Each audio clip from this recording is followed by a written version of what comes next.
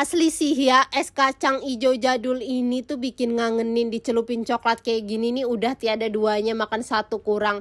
Aku masukin dulu bubur kacang ijo yang aku udah buat, resepnya ada udah aku share di samping ya. Terus kita ikat yang rapat, lakukan sampai selesai sampai seperti ini. Next kita masukkan kulkas bekukan, lalu aku potong-potong coklat bloknya, aku pakai DCC.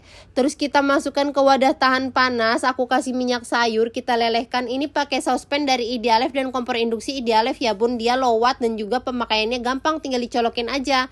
Kalau udah beku seperti ini, kita potong dua ya. Aku pakai pisau dari Idealef, dia ini tajam banget dan gak akan terkelupas walaupun kita asah.